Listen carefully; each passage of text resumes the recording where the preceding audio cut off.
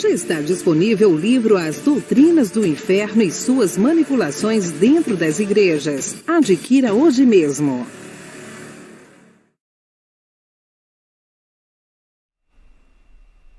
Olá, abençoados! Graça e paz! Bem-vindos ao canal da Graça Pura. Eu me chamo André Pimentel, estamos juntos mais uma vez neste vídeo aqui, que vai mexer muito com todo mundo, porque se trata de um tema polêmico, um tema sensível, né? Porque vamos falar sobre as grávidas, né? E a vinda de Jesus. Nós vamos aí falar um pouco sobre esse assunto, né? Então nós vamos abordar aqui uma das passagens que eu considero uma das mais intrigantes que tem do ministério de Jesus de Nazaré como homem, quando ele esteve entre nós, né? Vamos ver ele se dirigindo às mulheres que estavam vendo ali quando ele foi crucificado, né? Antes mesmo ali, quando ele passa considerada a dolorosa via crucis de Jesus, haviam algumas mulheres ali e que Jesus disse ali algo muito emblemático, algo muito preciso, que eu considero uma das chaves aí para se entender da vinda de Jesus e do que se trata ela. E a vinda de Jesus, queridos, vamos botar aqui um parênteses, né? E a vinda de Jesus não se trata de um evento cósmico, um evento galáctico, ou seja, um evento seguido de uma grande destruição do mundo, né? Como pregam os já descontextualizados irmãos do sistema religioso. Não. Vamos ver que se trata de um julgamento e uma mudança de pacto para os dias que vivemos. Mas quem viveu naqueles dias, viveram dias terríveis. É por isso que eu falo, abençoado, vem para a graça que eu te explico. Agora é a hora da palavra. Vamos então ao tema de hoje? Vamos lá, abençoado. Bom, queridos, o primeiro ponto de contato que eu quero estabelecer com vocês aqui, antes de entrar, propriamente dito, mergulhar na mensagem, é estabelecer de forma bem clara como pensamos a vinda de Cristo, porque parece que algumas pessoas não entenderam ou não querem entender. Então, abre aspas. Primeiro, a vinda de Cristo já aconteceu e ela não se deu de forma visível, tá? E eu nunca falei isto aqui. Se em algum momento você tenha me interpretado assim, você me desculpa, mas esse nunca foi e não é o meu ponto de vista.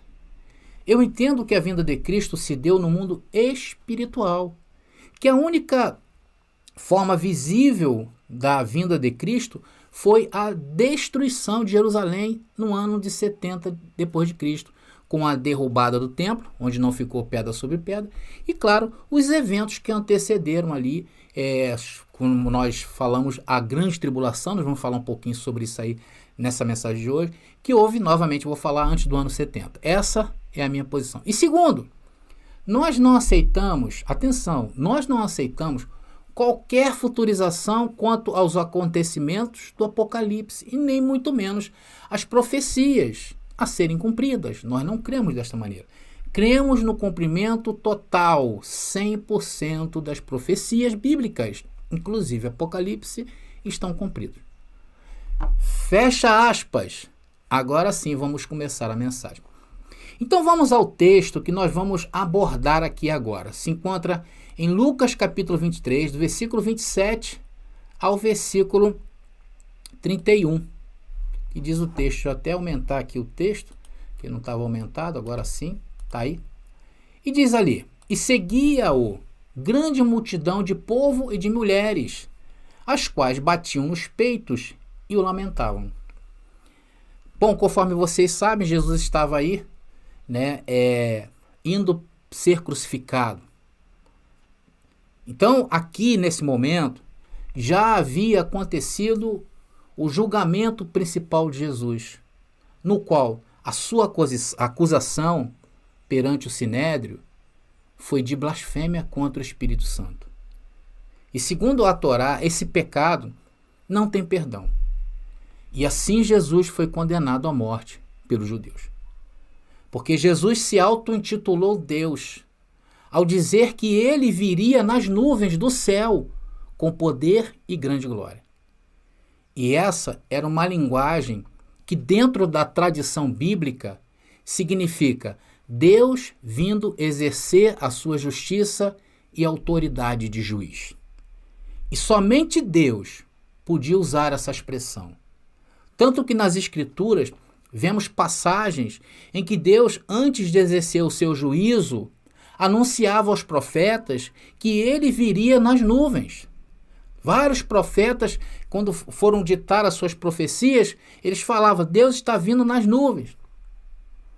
Então agora, infelizmente, dentro da tradição cristã moderna que a gente vê por aí, essa vinda de Jesus nas nuvens não tem a ver com o mundo judaico. Tem a ver com algo literal que vai acontecer. Jesus vindo nas nuvens e todos eles vendo, mas não é isso que diz o contexto judaico. Ou seja, é algo totalmente descontextualizado da Bíblia e a sua tradição. É assim que pensam os futuristas. E quando Deus falava isso através dos profetas, ele não falou em nenhuma vez que era para o povo olhar ele vindo nas nuvens.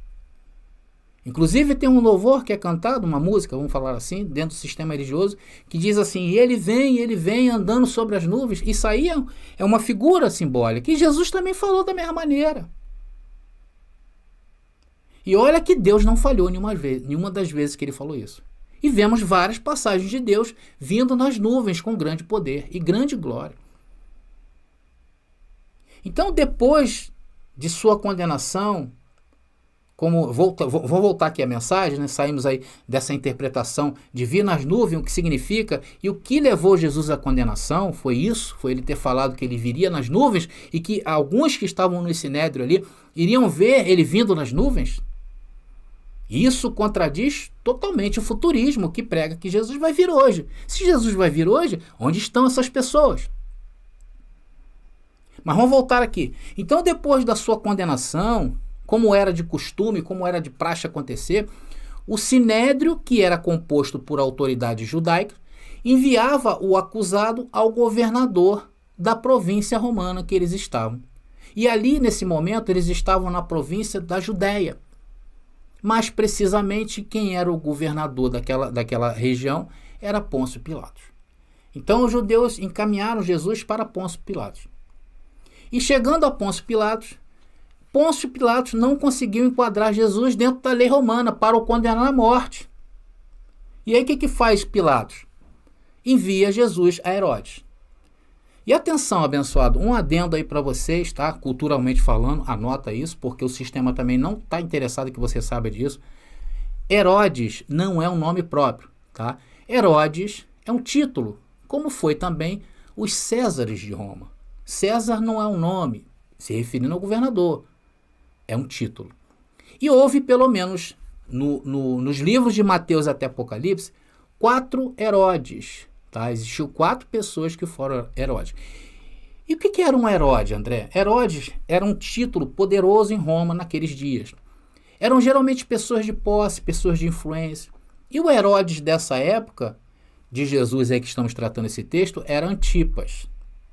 Tá? E havia uma dissensão entre Pilatos e Antipas nesse tempo. Então, para selar a amizade, já que Pôncio Pilatos não encontrou nada acerca de Jesus que pudesse condená-lo à morte, envia então ele para Antipas, que já soubera antes que ele desejava muito ver Jesus. Antipas, Herodes, queria ver Jesus. Mas chegando lá, Antipas pede a Jesus um sinal e Jesus simplesmente fica calado. Isso frustra a Antipas, que queria ver sinais, como o povo judeu.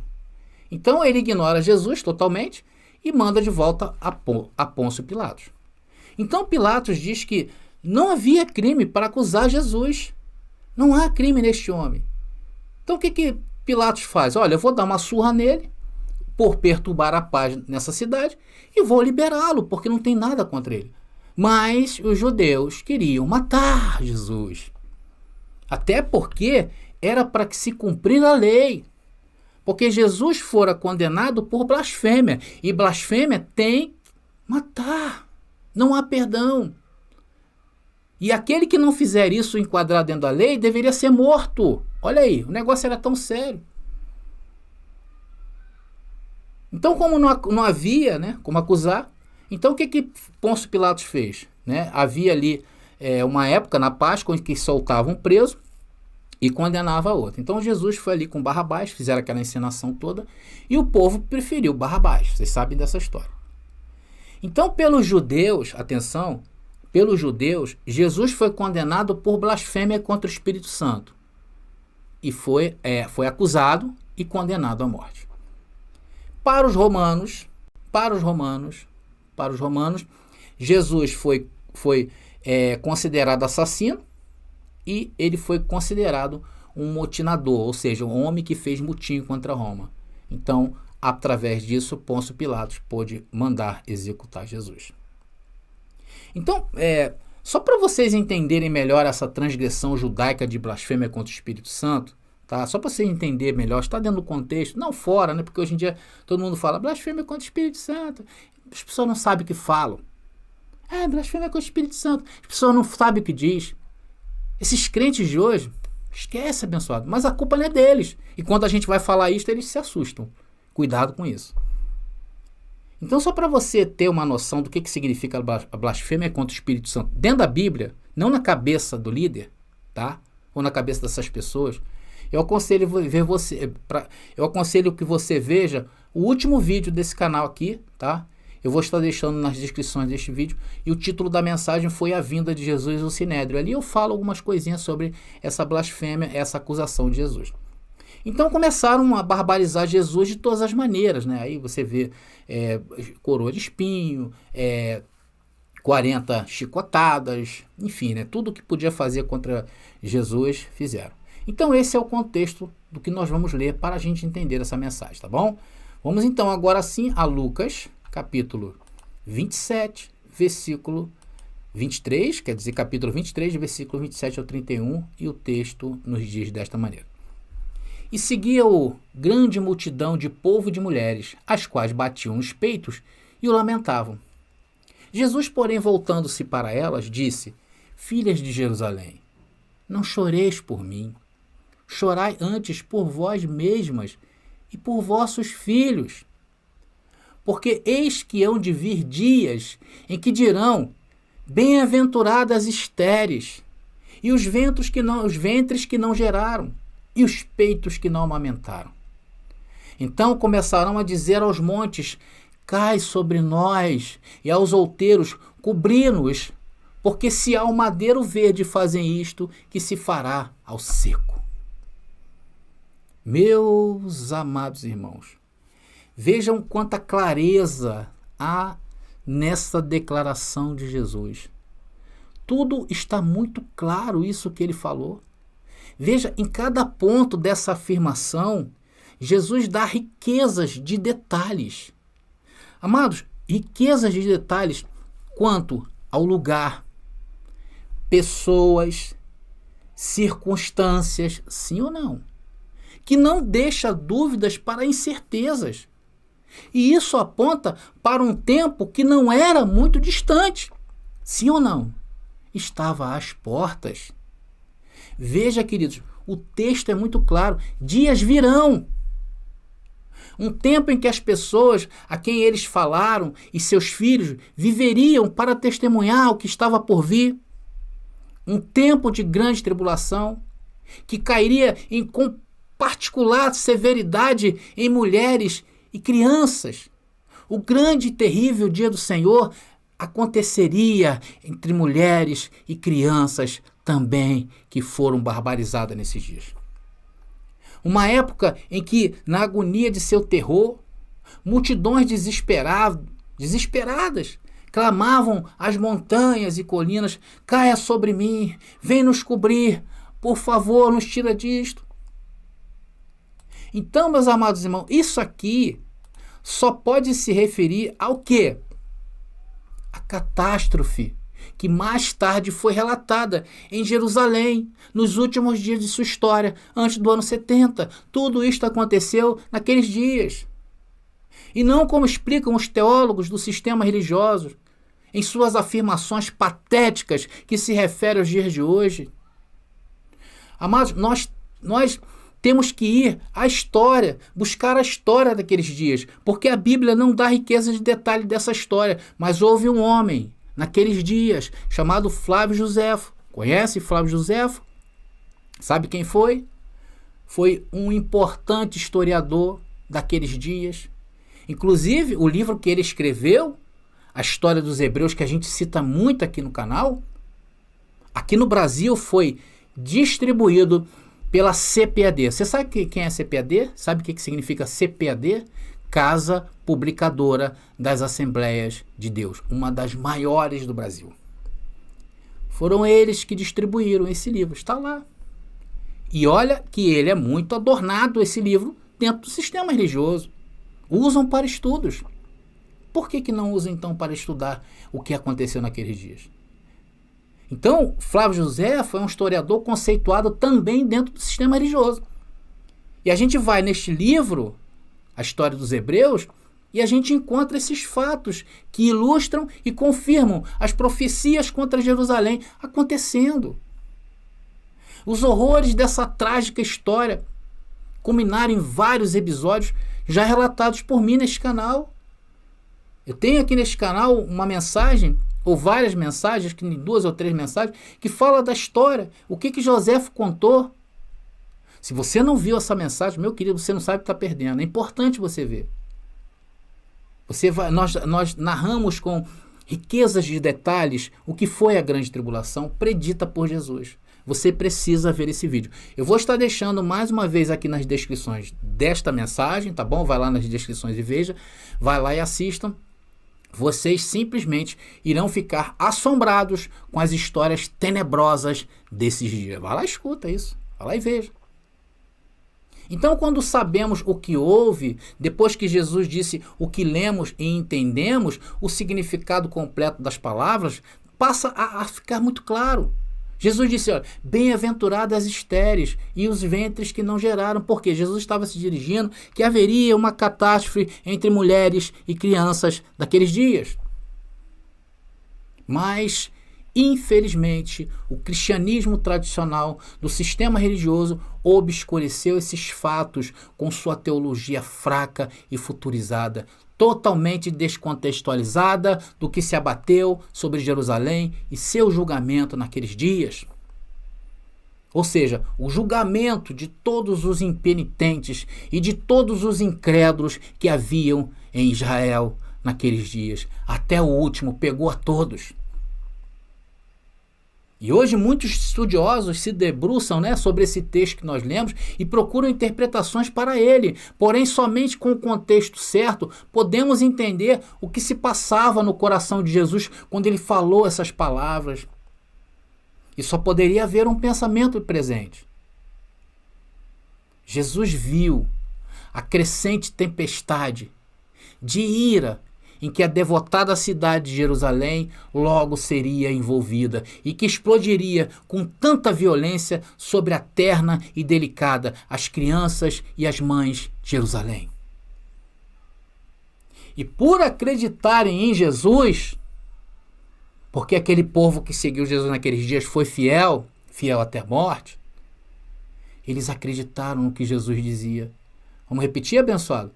Lucas capítulo 23, somente versículo 30 e 31. Vamos lá. Então, começaram a dizer aos montes, as mulheres, depois que Jesus falou aquilo ali, porque elas acreditavam. Caí sobre nós e aos outeiros, cobri-nos, porque se ao madeiro verde fazem isto, que se fará ao seco.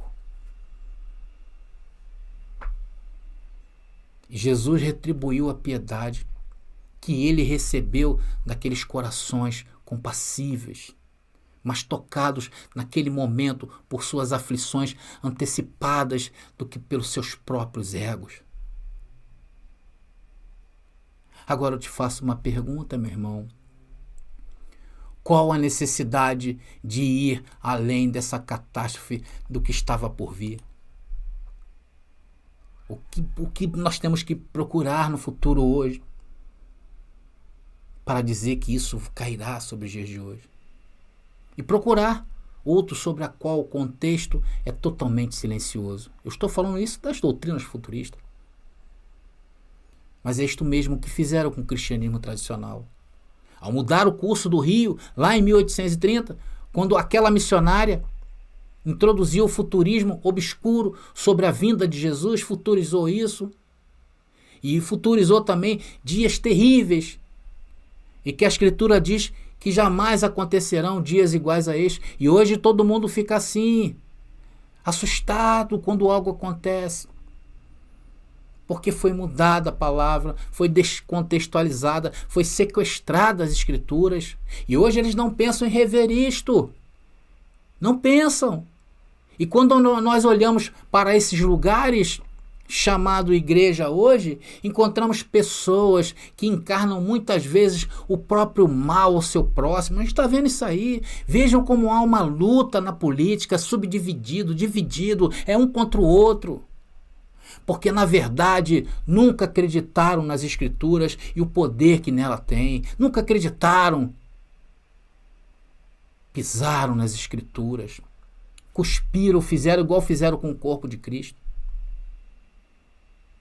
Então, abençoados, eu não quero me esticar muito nessa mensagem. Estamos chegando ao fim dela. E hoje, que nós reflitamos sobre tudo isso que foi falado, para nos manter firmes nessa verdade, para que não fiquemos um dia igual a eles ficaram. Varas verdes, que não dão fruto para nada. Tá bom, abençoados? Então eu vou ficando por aqui. Falei para vocês que a mensagem é rápida e ficamos por aqui. E graça e paz aí. E até o nosso próximo vídeo. Por que eu devo conhecer a escatologia consumada?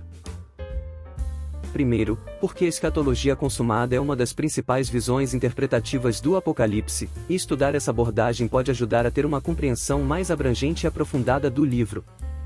Segundo, muitos materiais sobre o Apocalipse se concentram em visões mais populares, como o futurismo, tornando mais difícil encontrar informações sobre a escatologia verdadeira. Ter uma apostila específica sobre esse tema preenche essa lacuna. Terceiro, estudar a escatologia consumada ajuda a entender melhor como as profecias do Antigo Testamento se cumpriram em Jesus Cristo e na história da Igreja primitiva. Quarto, a escatologia consumada enfatiza a soberania e o senhorio de Cristo, o que pode ajudar a fortalecer a fé e a confiança em Deus diante das incertezas e dificuldades do mundo atual. Se você é um estudioso da Bíblia ou simplesmente tem interesse no Apocalipse, a aquisição de uma apostila sobre a escatologia consumada oferece uma nova perspectiva sobre um livro que é frequentemente mal interpretado ou mal compreendido. Além disso, ajuda a enriquecer sua compreensão teológica e bíblica em geral.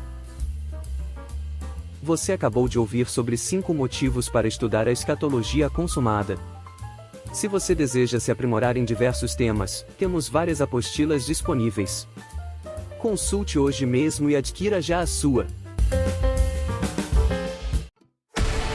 Já está disponível o livro As Doutrinas do Inferno e Suas Manipulações Dentro das Igrejas. Adquira hoje mesmo.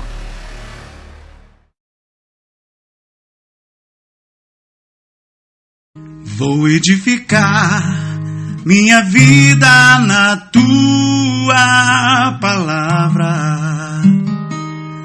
Eu vou construir minha vida na rocha que é Jesus. Vou edificar.